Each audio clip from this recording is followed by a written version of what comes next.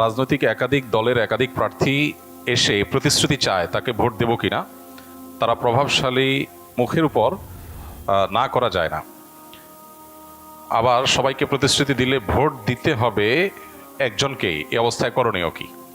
আমরা কি দেখে ভোট দেওয়া উচিত, কি দেখে ভোট দিবেন না? আমাদের দেশে মানুষ তো মার্কা দেখে ভোট দেয়, তাই না?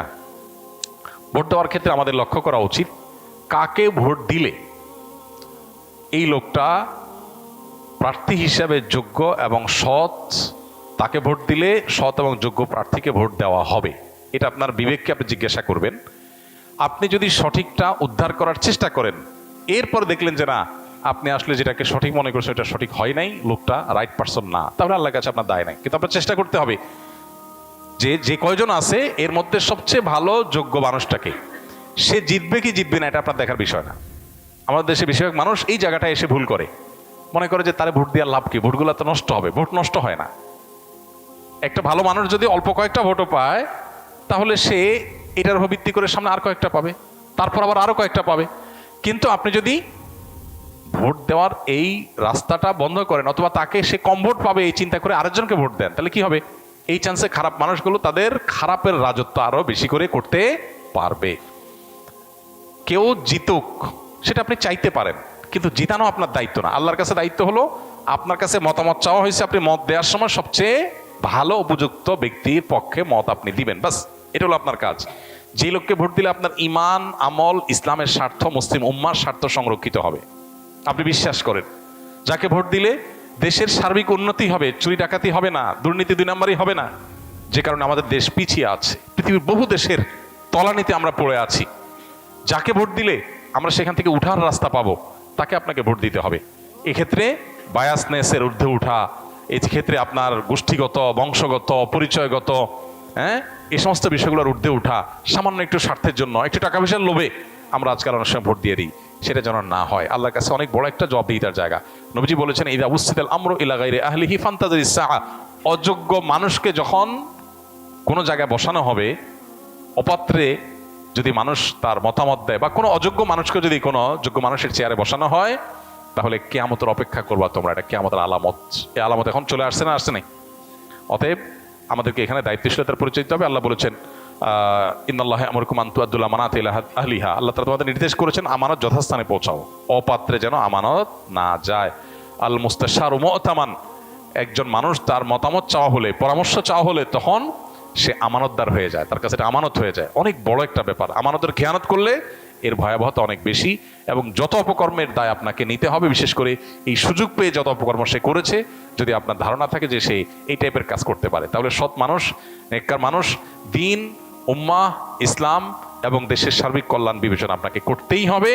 আমি যাকে ভোট দেবো সে জিতুক কি না জিতুক সেটা আমার বিষয় না, সে জিতবে কি জিতবে না এটা আমার বিষয় না। আমার দায়িত্ব আমার সিদ্ধান্তটা সঠিক জায়গায় দেওয়া, বাকি আল্লাহটা আল্লাহ দেখবে।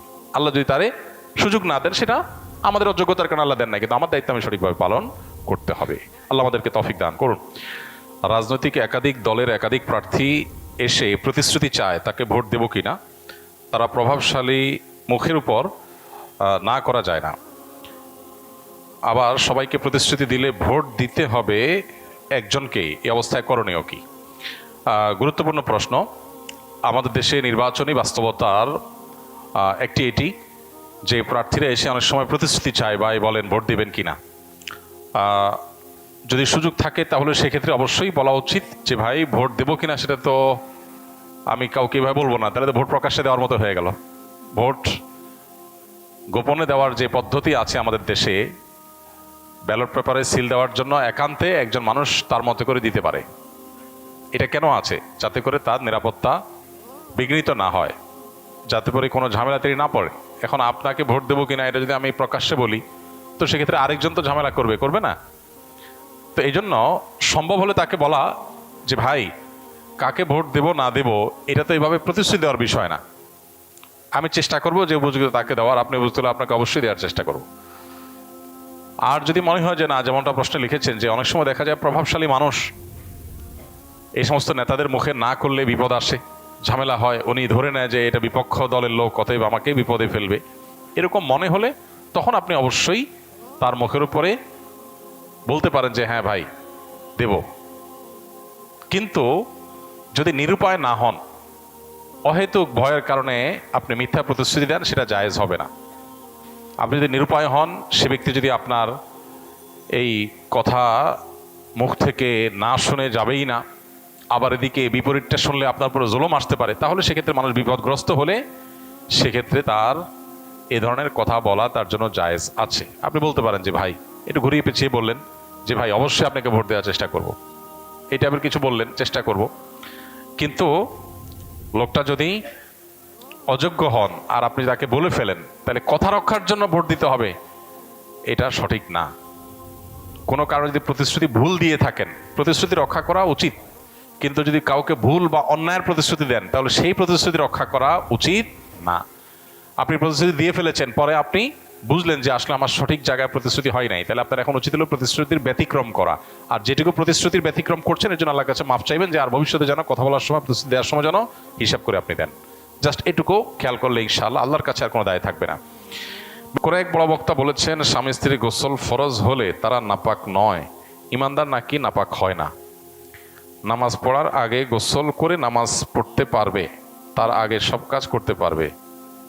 আমার প্রশ্ন হলো, গোসল ফরজ হয়ে গেল, কিন্তু তারা ফরজ গোসল না করে মারা গেলে কি তারা জাহান্নামী হয়ে মারা যাবে? না, জাহান্নামী হওয়া তো সহজ বিষয় না, বা এরকম ঠুনকো বিষয় বা একটা অযৌক্তিক কারণে আল্লাহ তাআলা কোনো মানুষকে জাহান্নাম দিবেন না। কারো গোসল ফরজ হয়েছে, স্বামী স্ত্রী গোসল ফরজ হয়েছে, কারো স্বপ্নদোষ হয়েছে গোসল ফরজ হয়েছে, যে কোনোভাবে গোসল ফরজ হয়েছে। গোসল ফরজ হওয়ার পর পরবর্তী যে নামাজ আছে তার আগে আগে গোসল করা তার জন্য ফরজ, কারণ তাকে নামাজ পড়তে হবে।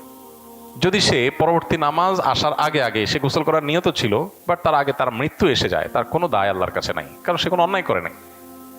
ফরজ গোসল অবস্থায় মারা গেলে তার জন্য কোনো গুনাহ হবে না, তার গোসল তো দেওয়া হবেই। তার নামাজের জন্য গোসল করা লাগতো, সে নামাজ আসার আগে দুনিয়া থেকে সে চলে গেছে, তাহলে ওই দায়ও আল্লাহর কাছে তার আর নাই। হ্যাঁ, যদি এমন হয় নামাজের ওয়াক্ত হয়েছে, ওয়াক্ত অনেকখানি চলেও গেছে, সে অবহেলা করছে, অলসতা করছে, গোসল করার নিয়তি নাই, নামাজ পড়ার নিয়তি নাই, তাহলে তা দায় আছে।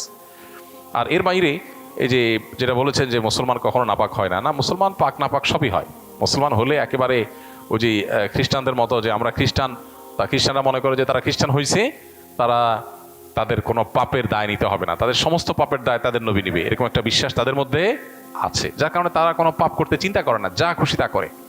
কারণ তারা মনে করে তাদের নবী ঈসা আলাইহিস সালাম, তারা মনে করে যে তিনি শুলে চড়ে মৃত্যুবরণ করেছেন, তার উম্মতের পক্ষ থেকে সকল দায় তিনি নিয়ে তিনি দুনিয়া থেকে চলে গেছেন। তো এটা ভুল কথা। কোরআনে আল্লাহ বলেছেন যে আল্লাহ তাআলা তাকে ঈসা আলাইহিস সালামকে আল্লাহ জীবিত রেখেছেন এবং তাকে উপরে তুলে নিয়েছেন, বার রাফাহুল্লাহ। তো এই জন্য মুসলমানদের মধ্যে কেউ যদি মনে করে যে মুসলমান কখনো নাপাক হবে, এটা ভুল বিশ্বাস। অবশ্যই নাপাক হবে, কোরআন হাদিসে ভুরি ভুরি আয়াত এবং হাদিস প্রসঙ্গে আছে। কেউ বললে এটা তার মূর্খতা ছাড়া কিছু না, যদি এইভাবে কেউ বলে থাকে।